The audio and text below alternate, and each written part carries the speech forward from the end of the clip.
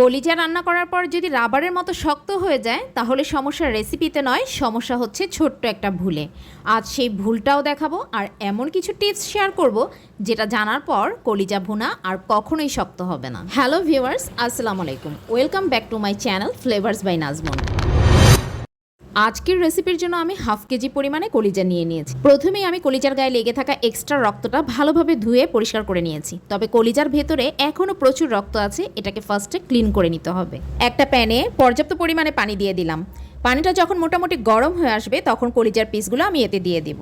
ফুটন্ত গরম পানিতে কলিজাটাকে প্রায় 10 মিনিটের মতো জাল করে নিব।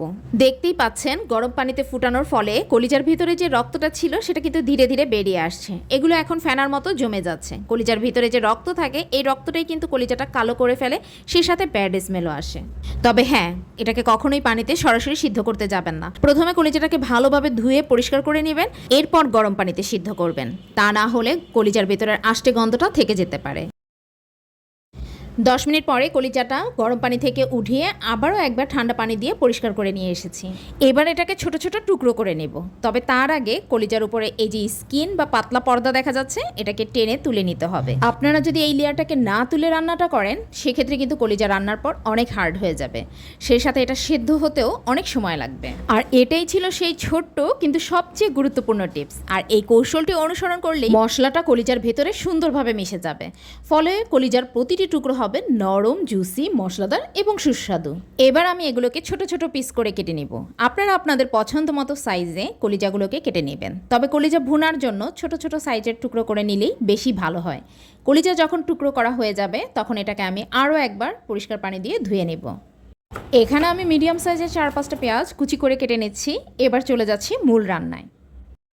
চুলায় একটা প্যান বসিয়ে হাফ কাপ পরিমাণে তেল দিয়ে দিলাম। কলিজা ভুনায় তেলটা একটু বেশিই ব্যবহার করতে হয়, এতে মশলাটা সুন্দরভাবে কষানো যায়, স্বাদটাও দ্বিগুণ হয়। প্রথমে গরম তেলের মধ্যে দিয়ে দিচ্ছি 2 টুকরো দারচিনি, 6-7টি গোলমরিচ, 4টি এলাচ এবং 3-4টি লবঙ্গ। মশলাগুলো থেকে সুন্দর একটা অ্যারোমা বের হয়ে আসা পর্যন্ত হালকাভাবে ভেজে নেব। এরপর দিয়ে দিচ্ছি পেঁয়াজ কুচি। পেঁয়াজগুলোকে মাঝারি আঁচে নাড়তে হবে যাতে সমানভাবে ভাজা হয়। পেঁয়াজ হালকা সোনালি রং ধারণ করলেই দিয়ে দিব 2 টেবিল চামচ আদা রসুন বাটা। আদা রসুনের কাঁচা গন্ধটা চলে যাওয়া পর্যন্ত ভালোভাবে ভেজে নেব।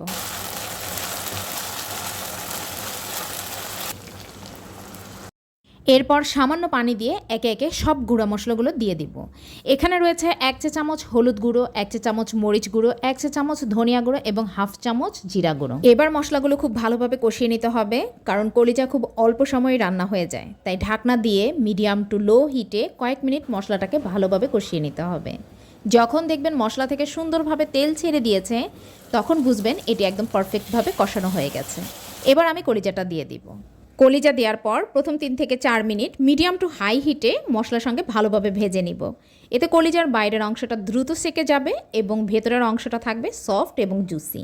আর এই সময়টায় বারবার নেড়ে দিতে হবে যাতে মশলা প্রতিটি টুকরার সঙ্গে ভালোভাবে মিশে যায়। কলিজা কিছুক্ষণ ভাজা হয়ে এলে দিয়ে দিচ্ছি 8-10 পিস রসুন কোয়া। রসুন দিলে রান্নার দারুণ একটা ফ্লেভার যোগ হয় আর ভুনার স্বাদও দ্বিগুণ হয়ে যায়। এরপর পরিমাণ মতো পানি দিয়ে দিব। অবশ্যই গরম পানি দিতে হবে। পানি ফুটে বলক চলে এলে ঢাকনা দিয়ে ঢেকে মাঝারি আঁচে প্রায় 15 মিনিট রান্না করে নিতে হবে।